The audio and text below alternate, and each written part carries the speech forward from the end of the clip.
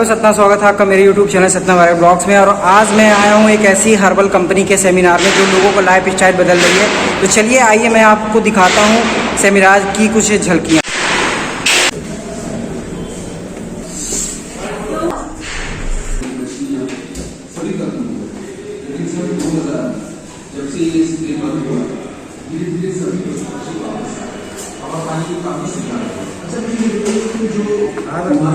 लोगों को जो बच्चे अब्नॉर्मल पैदा हो रहे थे उसमें फर्क आया।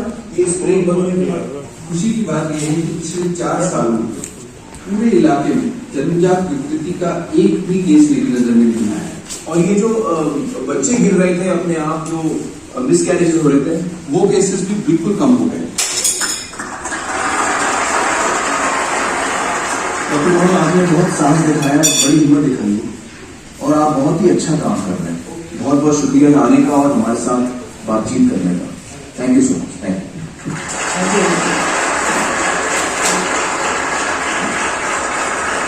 तो दोस्तों, ये वही एंडोसल्फान पेस्टिसाइड है जिसके बारे में रश्मि जी ने हमें बताया था कि दूध में एंडोसल्फान की मात्रा। मैं अपने खेत के अंदर जो है इसका इस्तेमाल नहीं करता हूँ। ये मैं इसलिए करता हूँ तो सब वही है उसका घर के वाले। यहाँ पे आपने सिर्फ 3 किसानों की छोटे क्लिपिंग्स देखा है, मगर लाखों किसान ऐसे हैं इस देश में जो ऐसे ही करते हैं। और मैं किसानों को दोषी नहीं ठहराता कि आज भी वो खेती में कैसे भी इस्तेमाल हो रहा है। तो ये हमारा रेगुलेशन के ऊपर हमारा ध्यान लेके जाता है। और सेहत पर जो पेस्टिसाइड्स का असर होता है उसको अपने गांव की बात बता रहा हूँ। 45 लोग कैंसर से मर चुके हैं। इससे बड़ा क्या सबूत हो सकता है? देखिए, मैं कोई साइंटिस्ट नहीं हूँ, मैं तो एक साधारण। आप जब दालें नहीं उगा रहे, चना नहीं उगा रहे, तूर नहीं उगा रहे, मूंग नहीं उगा रहे, उड़द नहीं उगा रहे, तो उतना तो बढ़ेगा ही। 2 दशक बाद यही फल यहाँ के लोगों की जिंदगियां बदल रहा है। अब इसी सीबकथॉर्न को यहाँ की अर्थव्यवस्था और यहाँ के पर्यावरण के लिए वरदान माना जाने लगा है। यह फल एक ऐसा फल है जो शरीर में मिनरल्स, प्रोटीन और विटामिन सहित कई पोषक तत्वों की कमी को पूरा करता है। इस फल के फायदे के बारे में पीएम नरेंद्र मोदी ने साल 2029 में हुए कार्यक्रम में बताया था। किसी समय में लोग इसे हिमालय में पाए जाने वाली झाड़ी समझा करते थे, मगर बाद में पता चला कि इसके फल समेत इसकी पत्तियां, तना, इसकी जड़ें और इसमें लगे कांटे भी कितने फायदेमंद हैं। इस फल का ज्यादातर प्रयोग दवाइयों, सप्लीमेंट्स, आग जलाने और दीवार बनाने तक में भी किया जाता है। उन्होंने बताया था कि ऊंचाई वाले इलाकों में तैनात सेना के जवानों को भी चुस्त दुरुस्त रखने के लिए इस फल का प्रयोग किया जा रहा है। यह पर्यावरण में नाइट्रोजन गैस के संतुलन को बरकरार रखती है और मिट्टी को खत्म होने से भी बचाती है। इस फल को अलग अलग नामों से भी जाना जाता है।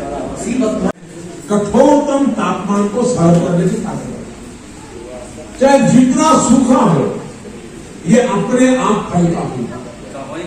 इसके औषधीय गुणों का जिक्र 8वीं सदी में लिखे गए तिब्बती साहित्य में भी मिलता है।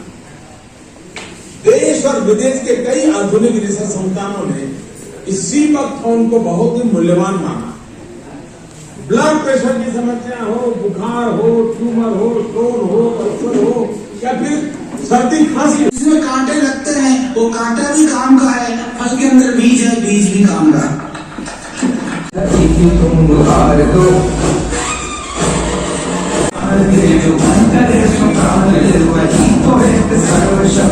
तो दोस्तों, हमारे सामने आ गए हैं गोल्डज हेल्थ इंडिया प्राइवेट लिमिटेड के चेयरमैन साहब श्रीमान SB वट्स, और आप लोग देख सकते हैं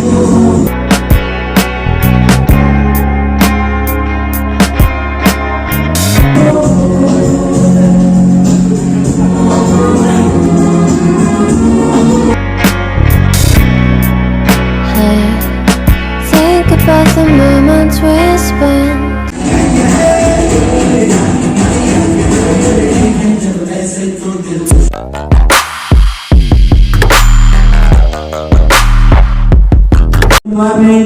आप यहाँ पर पधारे, मैं गोल्डन परिवार की तरफ से आपका हार्दिक वंदन अभिनंदन करता हूँ। आज मेरा नाम नारायण प्रसाद कुशवाहा है। मैं यही सतना जिले का निवासी हूँ। आज यहाँ आपको निश्चित रूप से बहुत कुछ अच्छा मिलने वाला है। तो क्या आप लोग एक्साइटेड हैं? मैं चाहूंगा सभी लोग एक जोरदार क्लैपिंग के साथ सभी लोगों का वेलकम का परिवार में। आज हमारे बीच में सभी लोग उपस्थित हैं और निश्चित रूप से आज जो लोग यहाँ पर आए हैं, इस हॉल के नीचे बैठे हैं, तो आपको कुछ ना कुछ हेल्थ के बारे में जो आज तक शायद आपने नहीं जाना होगा, उसकी आपको बहुत डिटेल में जानकारी मिलने वाली है। तो क्या सभी लोग देखने के लिए तैयार हैं? तो एक बार फिर से मैं जोरदार तालियों के साथ सभी लोगों का स्वागत करते हैं, अभिनंदन। आज के इस प्रोग्राम की वो हमारे बीच में दिल्ली से आए हुए डायरेक्टर साहब मिस्टर R.N. धारी जी, जो आज इस कार्यक्रम की आगे की भूमिका देखेंगे, तो मैं जोरदार तालियों के साथ मिस्टर R.N. धारी सर को विशेष आमंत्रित करता हूँ।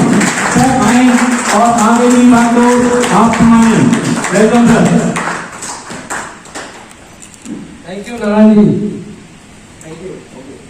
एक बार नारायण जी के लिए जोरदार तालियां।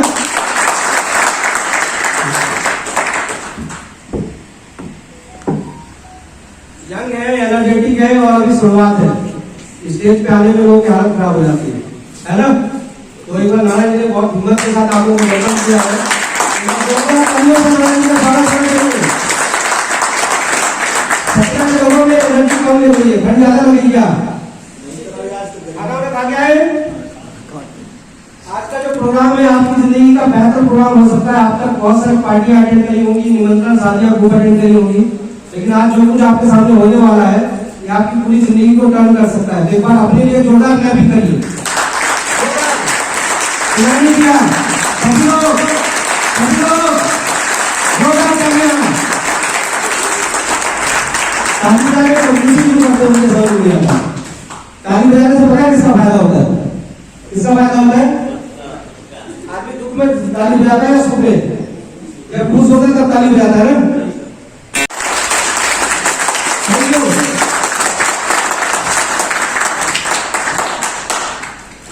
मेरा नाम R.N. धारी, मैं सीरियल में 17 से हूँ, लेकिन अभी दिल्ली में ही कंपनी का पूरा काम देख रहा हूँ। और तो हमारे बीच गेस्ट आ चुके हैं और मैं चाहूंगा हमारे सुनीता आए क्या?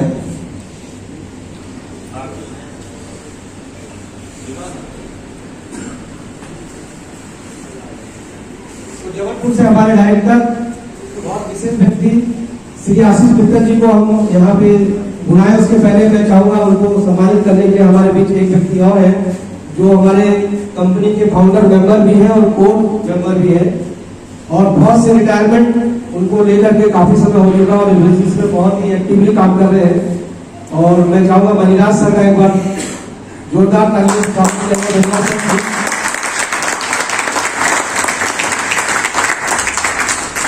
तालियां बजती रहनी चाहिए। बहुत से रिटायर्ड है और जिंदगी में सब कुछ हासिल कर चुके हैं, उसके बाद इस सिस्टम में आज ये काम कर रहे हैं काफी समय से, और इस कंपनी के फाउंडर मेंबर है और कोर मेंबर है।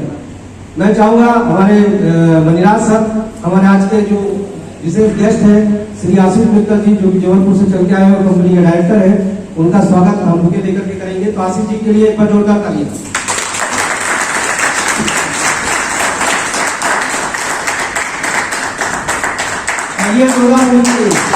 हमारे मेहमान हैं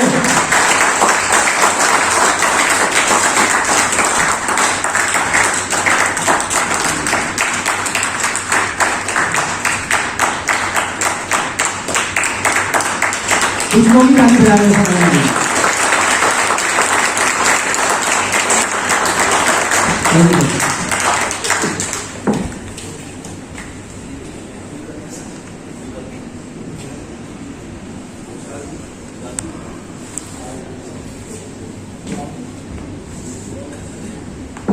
अब हमारे जो विशेष के भी विशेष अतिथि हैं और वो दिल्ली से पधार चुके हैं, जिनके बारे में हमने इतने दिनों से प्रमोशन किया और जो आज आपको सारी जानकारियां भी देंगे।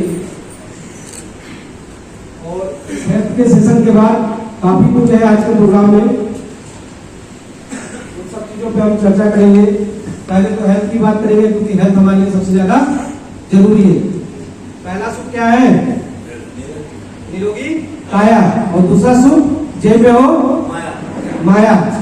अगर हेल्थ है और पैसा नहीं है तो मजा आएगा नहीं। और पैसा है लेकिन हेल्थ पे पूरा पैसा खर्च हो रहा है तो कैसा लगेगा? कभी अच्छा नहीं लगेगा। तो हम दोनों प्रकार के सोल्यूशन देना चाहते हैं। क्या आप देना चाहते हैं? आप देने को तैयार हैं? अगले 1 से 1.5 घंटा एकदम दिल थाम के बैठिए। और हमारे बीच उन शख्स को मैं बुलाना चाहता हूँ, लेकिन वो इस तरह से अगर हम बुलाएं तो शायद हमारे संस्कृति के खिलाफ होगा। एक बार मैं चाहूंगा दिल्ली से जो हमारे डायरेक्टर, हमारे कंपनी के CEO है और स्वास्थ्य क्षेत्र में उनको 23 सालों से ज्यादा अनुभव है, और उनको हम चाहते जिन्होंने 1000 लोगों को स्वस्थ दिया है और मुझे भी उन्होंने हेल्दी किया है, और आज मैं आपके सामने हूँ। उनको हम वेलकम करना चाहेंगे जोरदार तालियों से। एक बार अपनी जगह पे खड़े होंगे जोरदार तालियां। और उनको वेलकम करने के हमारे विकास मिली।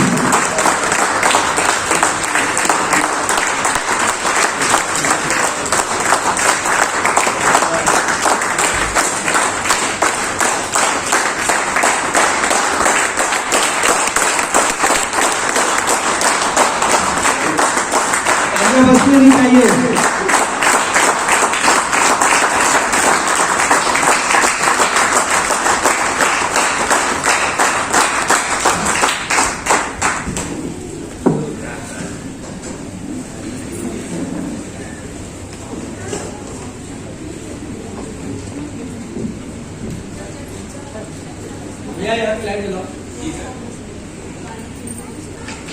आप सब लोगों को मेरा प्यार भरा नमस्कार। आप सभी का स्वागत है। बहुत सारे लोग दूर दूर से आए हैं, खासतौर से जबलपुर से आए हैं, और मजोली की टीम कहाँ पे? मजोली से भी लोग आए हैं, और भी मेरे ख्याल से बहुत सारी जगह से लोग आए हैं। तो आप सभी लोगों का मैं तहे दिल से स्वागत करता हूँ। थोड़ा सा दूर से मैं भी आया हूँ, दिल्ली से मैं आया हूँ। पहले ट्रेन से आने का प्रोग्राम था, पता लगा कि ट्रेन यहाँ पे 4-5 बजे पहुँच रही है, तो फाइनल स्टेज पे फिर फ्लाइट से बुक करके फिर खुजराहो से आपके शहर में यहाँ पे पधारा हूँ। सफर थोड़ा सा लंबा था लेकिन बहुत ईजी था, कोई दिक्कत नहीं थी। एसपी वत्स मेरा नाम है। पिछले 23 साल से मैं इस सिस्टम में हूँ।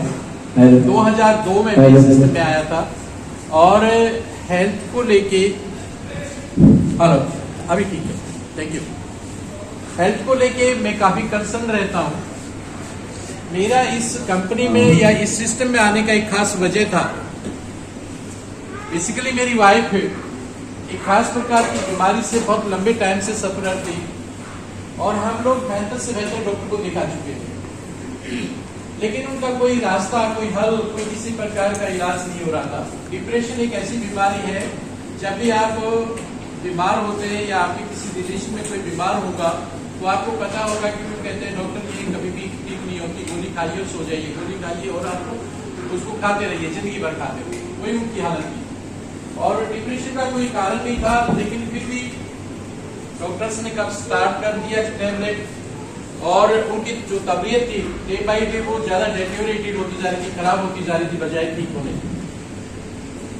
बाद में फिर एक मेरे दोस्त जो स्टिल अभी जॉब में है, मैं भी पुलिस में था, वो भी पुलिस में थे, अभी भी वो पुलिस में ही है, रिटायर्ड नहीं हुए हैं, मैं रिटायर हो गया हूँ, दिल्ली पुलिस में ACP हैं।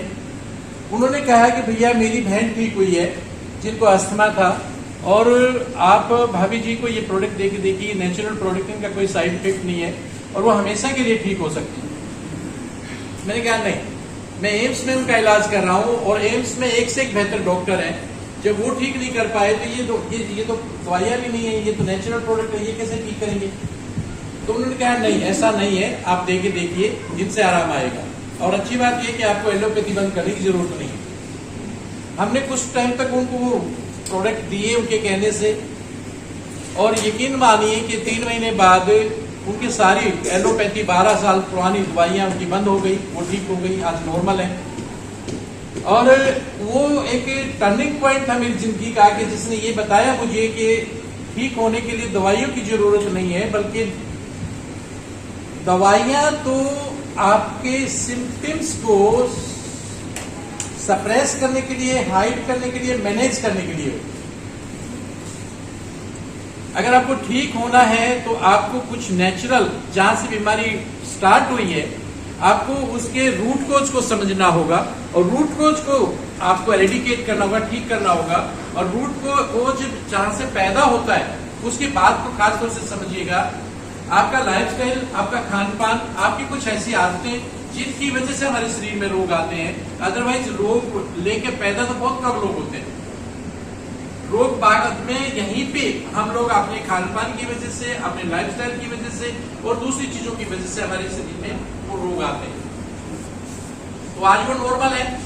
उसके बाद फिर मैंने एक कसम खाई कि मैं अपने बाकी सब काम के साथ साथ ये काम भी जरूर से जरूर करूंगा, क्योंकि आज के टाइम पे हर आदमी किसी न किसी वजह से, किसी न किसी प्रॉब्लम से सफर है। मैंने अपने काम को पार्ट टाइम इस काम को शुरू किया, क्योंकि एक बात याद रखिएगा दोस्तों, अगर आप लोग पैसा कमा के अपने बच्चों को पाल रहे हैं, अपने परिवार को बेहतर से चला रहे हैं, तो किसी पे एहसान नहीं कर रहे, इवन किसी का भला भी नहीं कर रहे। आप अपने बच्चों को पाल रहे हैं, वो आपकी ड्यूटी है। अगर आप इस दुनिया में आए हैं, भगवान ने आपको मानव बनाया है, तो थोड़ा सा किसी का भला भी करिए अपने काम के साथ साथ। मोस्ट ऑफ द पीपल, वो सुबह से लेके शाम तक या जिस भी प्रोफेशन में है, जो भी ड्यूटी करते हैं, जो भी वो काम करते हैं, बस उसमें पैसा कमाते हैं और अपने परिवार को देते हैं और अपने परिवार का पालन पोषण करते हैं। इसके अलावा कुछ भी नहीं सोचते। धर्म की बात करें, भले की बात करें, तो हमने देखा है कि अक्सर लोग भंडारा लगाते हैं, अक्सर लोग दूसरे इसी तरीके के प्रोग्राम्स करते हैं। मैं उनके बहुत ज्यादा फेवर में नहीं, लेकिन अगर आप किसी को हेल्थी होने में मदद करते हैं, किसी को हेल्थ को रिगेन करने में मदद करते हैं, किसी को आप ब्लड डोनेट करते हैं, किसी को ऑर्गन डोनेट करते हैं, किसी को आप हेल्थी राय भी दे देते हैं, तो वो ज्यादा बेटर है, क्योंकि वो जीवनदान है। उसी सोच के साथ मैंने उस दिन पे काम शुरू किया और मैंने 20 साल तक उस कंपनी में काम किया। और थैंक गॉड, आज भगवान की कृपा से उसका, उन लोगों की ब्लेसिंग्स मुझे मिली। आज मेरे दोनों बच्चे यूएस में हैं, बेटी मेरी वहां पे डॉक्टर है यूएसए के टॉप हॉस्पिटल में, मेरा बेटा इंजीनियर है, वो भी वहीं पे है, मेरा फैमिली वहीं पे है, और मैं रिटायर्ड हो चुका हूं। लेकिन मैंने सोचा कि मेरे पास दो ऑप्शन है, मैं वहां अपने बच्चों के पास यूएस में जाके सेटल हो जाऊं, या मैं यहां कुछ लोगों की सेवा करूं, कुछ लोगों की मदद करूं। फैसला थोड़ा सा मुश्किल था, क्योंकि एक तरफ इमोशन थी, एक तरफ थोड़ा सा ड्यूटी थी। मैंने वही बात कही कि अगर आप वाकई भगवान ने उसकी कयान है, उसकी एक देन है, आप उसका एक वरदान है, आप जिसको आप, उस भगवान ने आपको इंसान बनाया है, और आप ही हैं जो किसी की मदद कर सकते हैं। ना तो जानवर किसी की मदद कर सकता है, ना पशु किसी की मदद कर सकता है, केवल आपको ही है भगवान ने मौका दिया है कि आप किसी की मदद कर सकते हैं। और अब यहाँ पे मेरे पास ऑप्शन था कि मैं जाके यूएस में सेटल हो जाऊं, इधर मैं यहाँ पे लोगों की कुछ मदद करूं। हमारी संरचना कैसे हुई, हम लोग बने कैसे, राइट ना, हम लोग बने कैसे? तो इस दुनिया में जो भी जीव है, जंतु है, इंसान है, वनस्पति है, सभी के सभी सेल बेस्ड है, कोशिकाओं से बनते हैं, है कि नहीं आप लोग सभी? अरे आप लोग तो पहले से जानते हैं सारी बातें, लेकिन कुछ लोग तो बोल रहे हैं, कुछ लोग बोलना पसंद नहीं कर रहे, वो सोच रहे हैं पता नहीं शायद बोलने से किसी को अपमान ना हो जाए। नहीं भैया, आपके ना बोलने से अपमान हो रहा है, आप बोलेंगे तो हमें अच्छा लगेगा, राइट ना? हाँ, कोशिकाओं से ये सृष्टि में जो भी बना है, हम लोग कोशिकाओं से बने हैं। और इस ह्यूमन बॉडी में, इस मानव शरीर में 10 ट्रिलियन से भी ज्यादा कोशिकाएं हैं, सेल्स हैं। ये जो सेल्स हैं, जिन कोशिकाओं की बात मैं कर रहा हूं, ये हमारे शरीर में है, मौजूद भी है, बनती भी है और बिगड़ती भी है, राइट ना? रोजमर्रा में बनती है और रोजमर्रा में डिजनरेट भी होती है। लेकिन एक थोड़ा सा चेंज है इसमें, जब सेल मैक्सिमम जनरेट होती है तो उसको क्या कहते हैं? जवानी, ग्रोइंग। और जब सेल मैक्सिमम डीजनरेट होती है तो उसको क्या कहते हैं? बुढ़ापा। अब आप पूरे होने लगे। मैं गलत तो नहीं कह रहा हूं? जब बच्चा छोटा होता है तो उसमें मैक्सिमम सेल जनरेट होकर और रोजाना ग्रो करते करते करते करते जवान हो जाता है। और जैसे फिर उसकी उम्र ढलने लगती है, सेल जनरेशन कम और डीजनरेशन बढ़ता चला जाता है। राइट? तो ये सिंपल सा है इस सिस्टम, सेल से टिश्यू, टिश्यू से ऑर्गन, ऑर्गन से सिस्टम और सिस्टम से पूरा ह्यूमन बॉडी बन जाता है। कोशिकाओं को आप कह सकते हैं तीन मोटे तौर पे, red blood cells, white blood cells और प्लेटलेट्स। कोशिकाओं को ऐसे भी कह सकते हैं आप। तीन प्रकार के सेल्स होते हैं। राइट? अच्छा, इनसे बनता है टिश्यू, मांस का टुकड़ा, और मांस से बनता है फिर आपका ऑर्गन। ऑर्गन्स को मिला के, जिसको आप लोग किडनी कहते हैं, लीवर कहते हैं, आप हार्ट बोलते हैं, ये सारे ऑर्गन्स हैं। इनको अलग अलग कैटेगरी में बांटा गया है। Respiratory system, skeletal system, circulatory system, immune system. इन सिस्टम्स को सबको मिला दिया जाए तो पूरा ह्यूमन बॉडी बन जाता है। तो सिंपल सा फंडा है कि सबसे बारीक आपके शरीर का जो पार्ट है वो क्या है? सेल्स है। राइट? अभी सेल्स को क्या चाहिए भैया? ये चार चीजें चाहिए आपको। क्या क्या चाहिए? आप लोग बोलिए ना, पढ़े लिखे बैठे हो सारे के सारे, मैं समझूंगा आप लोग अटेंटिव हैं। क्या क्या चाहिए? चार चीजें चाहिए। नंबर एक पे हवा नहीं चाहिए, शुद्ध हवा। हवा में तो फर्क है, हवा तो आप भी ले रहे हैं, हवा आप दिल्ली वाले भी ले रहे हैं। बोलिए, एक जैसी है क्या? हवा तो आप भी ले रहे हैं, हवा हम दिल्ली वाले भी ले रहे हैं। जहर ले रहे हवा के नाम का, है ना? अभी मैं देख रहा था, आप लोग तो बहुत मस्त मौसम में, इतना मस्त मौसम है, कहीं यहाँ पे सर्दी है, सर्दी है। मैं कह रहा हूँ यहाँ पे तो कुछ भी नहीं है सर्दी। दिल्ली में आके देखिए ना, आपके हड्डियों को गला देगी, पता लगेगा सर्दी क्या है। 4-5 लेयर पहनने के बाद भी आप ठिठुरते फिरेंगे। मैं सुबह वहां दिल्ली से जब चला था तो सबसे नीचे इनर वियर थे, इनर वियर के बाद शर्ट थी, उसके बाद ट्राउजर थी, और उसके ऊपर मेरा जैकेट था, इतना 3 लेयर का जैकेट था जो -30 डिग्री टेम्परेचर वाला। यहाँ पे आया हूं मैं, जैकेट दूर उतर गई है, इनर वियर उतर गए, अभी भी पसीना आ रहा है मेरे को। दिल्ली में तो बहुत जबरदस्त सर्दी है। एनीवे, तो शुद्ध हवा, शुद्ध पानी, शुद्ध खाना, पूरे पोषण के साथ और अच्छा लाइफ स्टाइल। बोलो, एग्री है सब लोग? कौन मेरा भाई है जो इस बात से एग्री नहीं? बोलो, सब एग्री है? आप एग्री है? आप नाराज है क्या मेरे से? आप बोल ही नहीं रहे।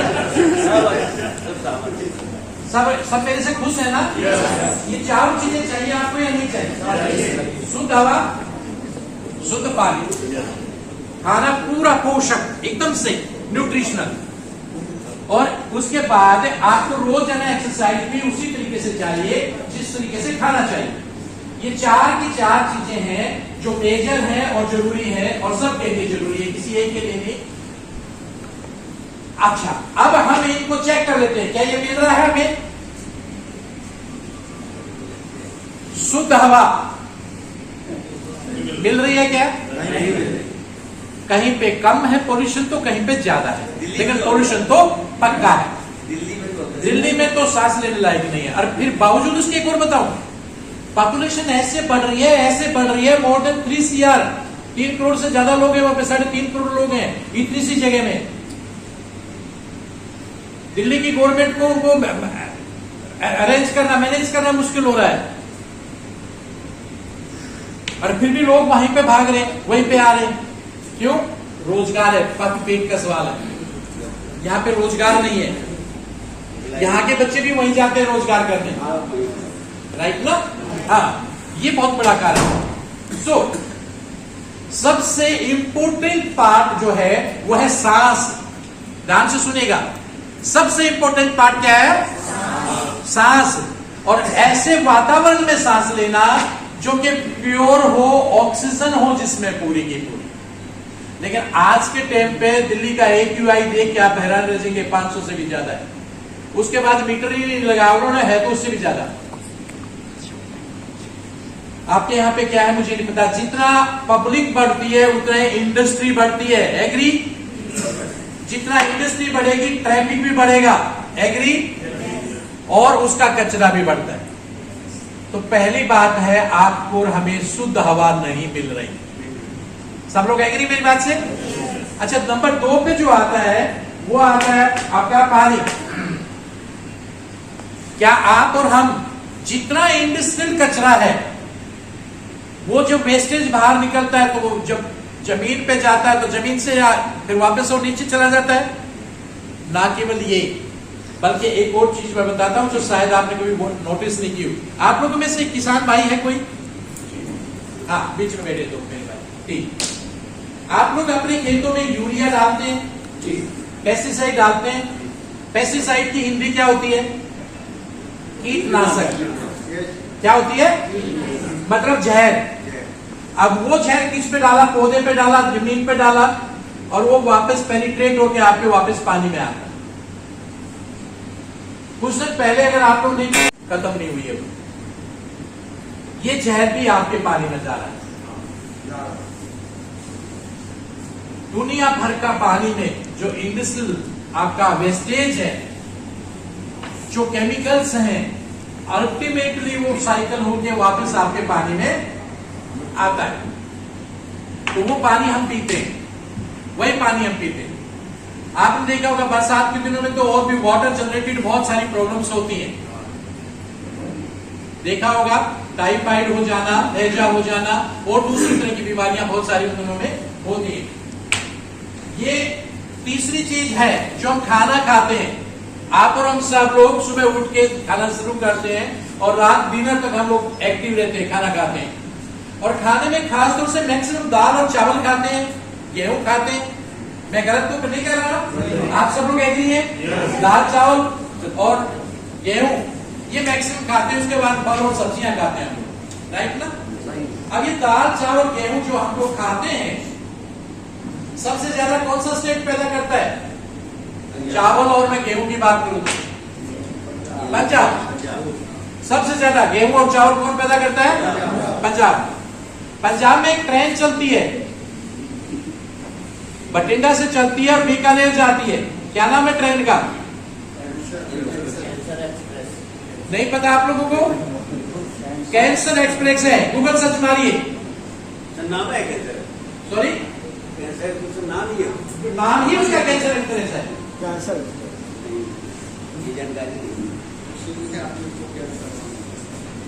इंडिया के सबसे ज्यादा कैंसर पेशेंट पंजाब में है। कोई डाउट हो तो गूगल सर्च कर लो। सही बात। सबसे ज्यादा पेशेंट पंजाब में है।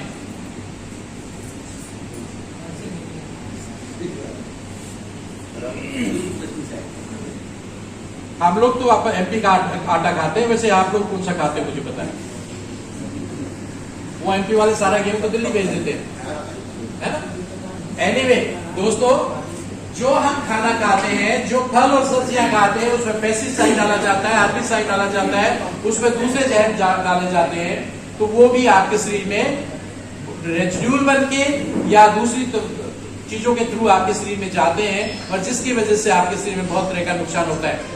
3 बेसिक चीजों पे बात की मैंने आप लोगों से, हवा, पानी और खाना। हेलो भैया, मेरे साथ जुड़े रहिए आप लोग थोड़ी सी देर के लिए। बोला इतना ही चित्र है, मैं आप लोगों से दूर से आया हूं, है ना? 3 बेसिक चीजें, हवा, पानी और खाना, इन तीनों के बारे में मैंने बात की। आप लोग इस बात से सहमत हैं कि ये तीनों की तीनों पॉलिटिक है? हाँ, सहमत। सब लोग अगर कोई बोलेगा नहीं तो मैं वहीं पे आ जाऊंगा, मैं देख लेता हूँ बोल रहे हैं। सब लोग एग्री है ना मेरे भाई? अच्छा, एक चौथी चीज और है, वो है एक अच्छा लाइफस्टाइल। हम लोग सब जानते हैं मॉर्निंग वॉक करना, एक्सरसाइज करना, योगा करना अच्छी बात होती है। बोलो, सब जानते हैं? करता कौन कौन है? ईमानदारी से बता, ईमानदारी से बता।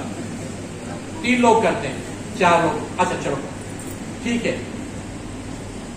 1 दिन, 2 दिन, 3 दिन, 5 दिन, 10 दिन करने से फायदा नहीं होता, रोज करने से फायदा।